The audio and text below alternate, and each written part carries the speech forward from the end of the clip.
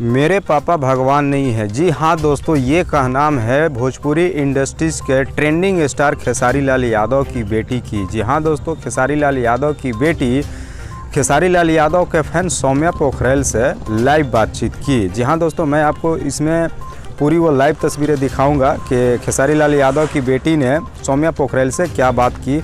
तब तक दोस्तों, अगर अभी तक आपने हमारे इस चैनल को सब्सक्राइब नहीं किया है तो तुरंत सब्सक्राइब कर लीजिए। जी हाँ दोस्तों, खेसारी लाल यादव की बेटी को जब पता चला कि सौम्या पोखरेल खेसारी लाल यादव के टैटू अपने हाथ पे बनाई है और इसके चलते सौम्या पोखरेल को काफ़ी लोगों ने ट्रोल किया, तरह तरह की बातें कहीं, गालियां भी दिए, फटकार भी लगाए, लेकिन इन सब बातों का सामना करते हुए भी सौम्या पोखरेल सबको जवाब देते हुए लाइव स्टेज शो पे आकर के उसने खेसारी लाल यादव से कहा कि मैं आपकी बहुत बड़ी फ़ैन हूँ, मैं आपसे बहुत प्यार करती हूँ और मैं आपको भगवान के जैसे मानती हूँ।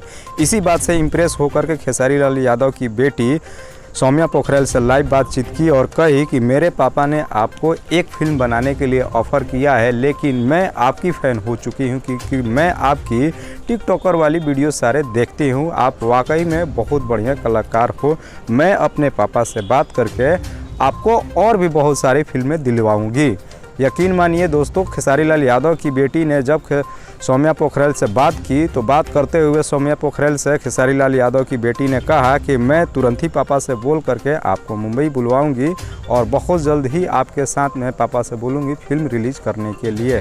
तो दोस्तों, आपको क्या लगता है कि सच में ही खेसारी लाल यादव की बेटी की बात खेसारी लाल मानेंगे और अपनी बेटी की बात मान करके एक नहीं बल्कि एक से भी ज़्यादा फिल्में सौम्या पोखरेल के साथ कर सकते हैं? आप अपनी राय हमें कमेंट बॉक्स में ज़रूर बताइएगा। और हाँ दोस्तों, साथ ही साथ मुझे ये भी ज़रूर बताइएगा कि आप मेरा ये वीडियो किस ज़िले से देख रहे हैं या फिर किस राज्य से देख रहे हैं। बिहार से देख रहे हैं, झारखंड से देख रहे हैं या फिर नेपाल से देख रहे हैं।